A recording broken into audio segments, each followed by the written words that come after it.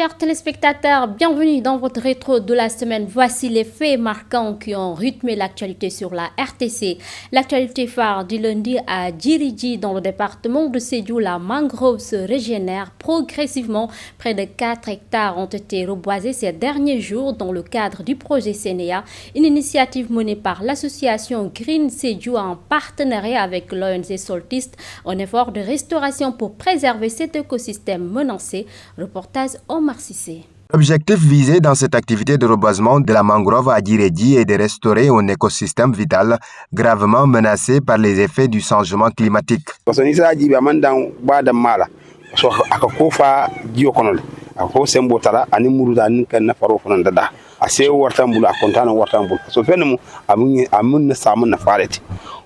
de la protection du littoral, la mangrove abrite une riche biodiversité. C'est aussi un réservoir de vie pour les communautés locales.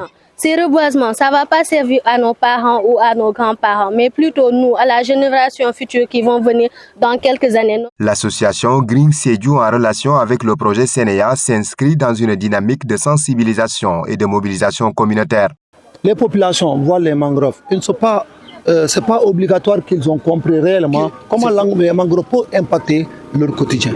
Et aujourd'hui, avec le projet Sénéa, on sensibilise non seulement la population, on discute avec elle. L'autre aspect, c'est bien de parler, mais il faut que ça soit traduit en actes. Cette action bénéficie du soutien de l'ONG Soltis dans le cadre de l'approche One Health, une seule santé, mise en œuvre au Sénégal pour répondre aux défis de santé publique en intégrant les liens entre la santé humaine, animale et environnementale.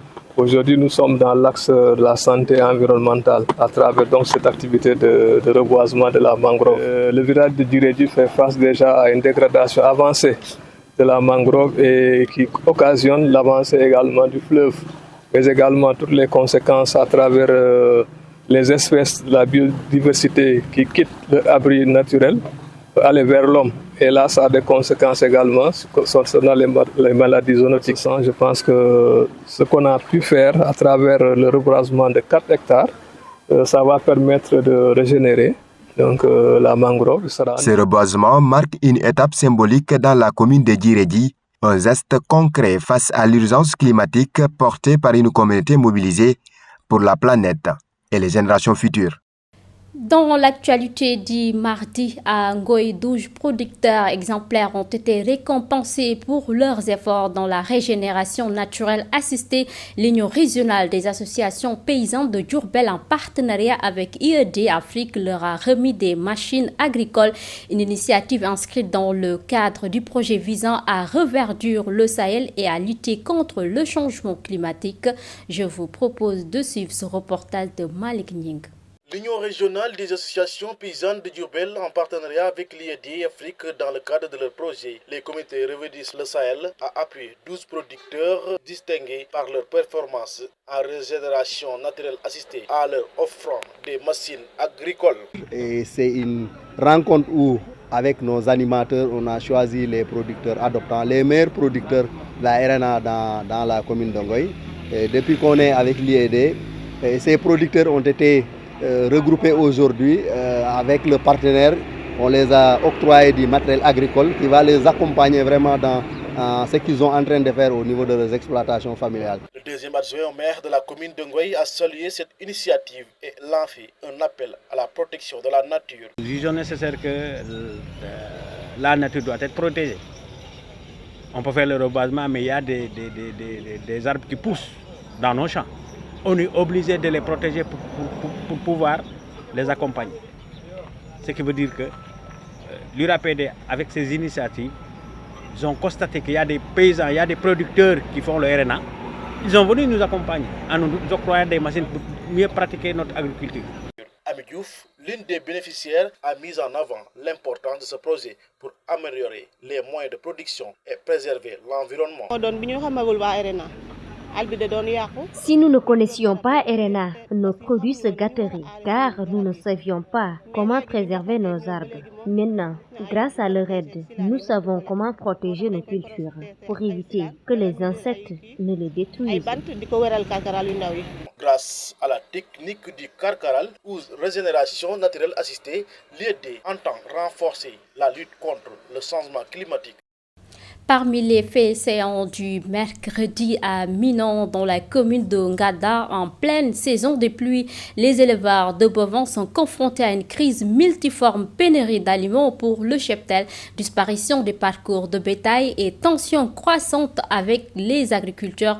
Une situation alarmante, notamment dans les zones forestières et à Kaffrine, où la survie des troupeaux est sérieusement menacée. Fatou Sall nous en dit plus. En cette période hivernale où les semis commencent à pousser, la situation devient compliquée pour les éleveurs de bovins. Désemparés, ces derniers crient leur ras-le-bol. On nous avait dédié un parcours de bétail qui partait du forage de Nganda en direction de Dia Maka jusqu'à Passy. Mais nous n'avons plus d'espace, il n'en reste qu'une seule petite portion à cause des champs. Dans la forêt, on trouve souvent des espaces qui n'ont jamais été cultivés. Ce n'est qu'après y entrer que nous rendons compte qu'il s'agit d'un champ. Souvent, tu as peur que quelqu'un te voie, car certains vont essayer de nous créer des problèmes, mais on négocie. Ils affirment que ce fléau persistant leur cause d'énormes difficultés, surtout dans les zones forestières.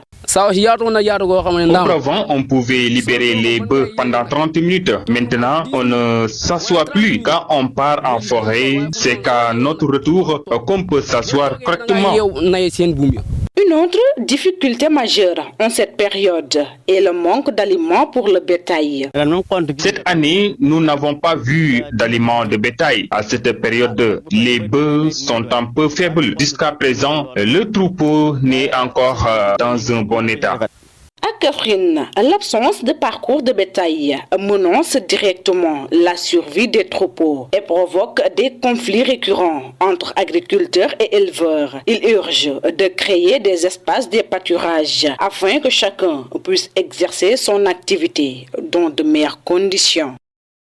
Mercredi toujours, le village de Goal réceptionne un nouveau collège d'enseignement moyen financé à hauteur de 132 millions de francs CFA, mobilisé par l'association des ressortissants du village en partenariat avec le projet d'appui aux initiatives de solidarité pour le développement. Cette nouvelle infrastructure scolaire constitue une véritable aubaine pour les parents et les élèves de la localité. Pour plus de détails, suivons Yaya Ndiagne, président de Dental Souka excusez-moi, Gowal Dakar, au micro de Omar Sall. Quand on a initié ce projet-là, on avait déjà un existant qui est là depuis 2011, construit par la diaspora.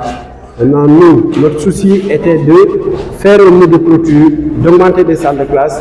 On s'est rapproché du PISD, il nous a reçus. Il a eu aussi une implication en appelant le principal pour connaître l'effectif de sa classe. Et enfin, après son appel, il nous a dit, vous n'avez pas besoin de nouvelles salles de classe. Parce que beaucoup de salles de classe, si vous les avez fermées avec cet effectif-là, il y aura des fissures sur les bâtiments. Nous, on connaît la structure du sol en fait au village. Maintenant, ce que nous conseillons, essayez de trouver un terrain à proximité. Nous viendrons. C'est beaucoup plus facile de construire un nouveau collège que de faire de la modification. C'était sur ce principe-là qu'on est parti. Et comme que aussi le programme d'appui, comme son nom l'indique, aux initiatives de solidarité pour le développement, les 20%, c'est à hauteur de 26 millions, comme vient de le dire M. Dian, le RAF du PSD. Donc nous, on a mobilisé ces fonds-là avec la diaspora, avec nos personnes ressources, avec en fait toute personne originaire de Gaoul pour pouvoir respecter cet engagement-là avec cet apport. Donc voilà le résultat aujourd'hui. On a eu un beau collège avec en fait un bel environnement. Et là, c'est le fruit en fait de cet engagement-là pendant 3 ans. Jeudi, pour prévenir et gérer les conflits entre agriculteurs et éleveurs dans le département de Mbour, l'organisation Feliok a mis en place un projet impliquant plusieurs acteurs locaux. Des participants ont été formés dans 6 communes: Sanjara, Sesen, Guédienne, Tchandjaï, Djaganyar, Fissel. Le but est de renforcer les capacités locales afin de mieux sensibiliser les populations à la cohabitation pacifique. Le responsable du projet est au micro de Bob Kairé. Dans le département de Mbour, les conflits entre agriculteurs et éleveurs sont fréquents, surtout en cette période d'hivernage. Et le plus souvent, les agriculteurs accusent les éleveurs d'être à l'origine. Toujours, ce sont les éleveurs qui divaguent dans les champs. Au retour de Djolof, ils laissent les animaux avec les enfants nuit et jour. Et tu sais, pâturer plus de 100 bœufs la nuit avec une lampe torche, c'est du pur tapage.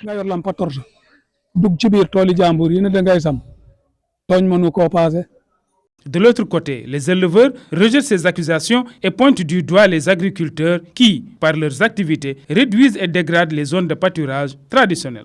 Département de Mbour, partout. C'est partout dans le département de Mbour, il y a plus de zones de pâturage. Ils n'ont rien laissé aux éleveurs. Ne serait-ce que le président Senghor avait octroyé en 68. Ils ont cultivé ce qui appartenait aux éleveurs.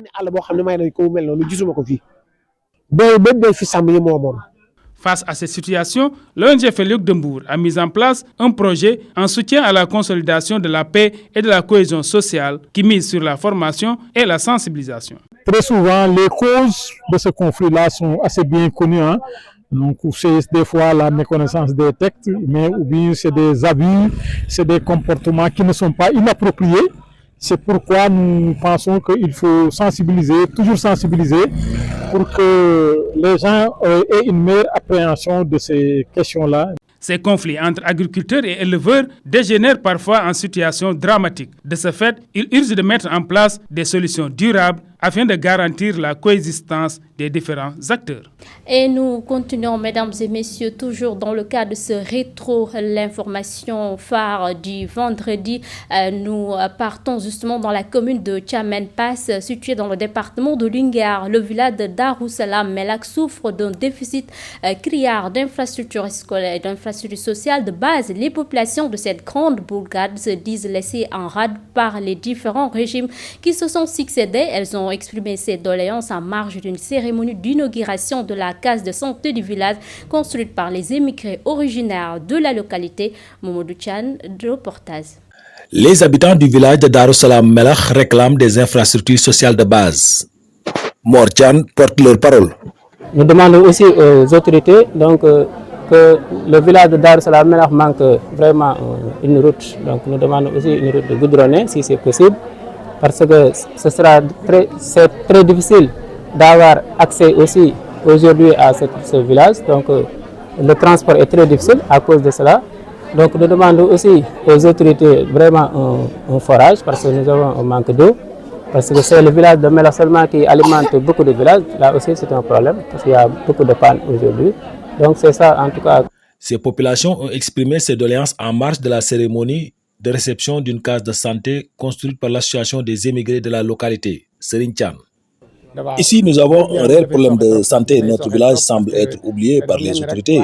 C'est pourquoi nous, les émigrés originaires du village, nous avons rassemblé tous nos moyens pour construire cette case de santé pour nos populations. Nous avons attendu le gouvernement pendant très longtemps, mais rien n'a été fait pour notre village. C'est pourquoi nous avons pris cette initiative pour construire cette case de santé pour le village. L'activité de consultation gratuite a été également initiée avant la cérémonie, ce qui a permis d'examiner une centaine de personnes, nous dit l'infirmier chef du poste de santé de Tchamen Pass, Papsek.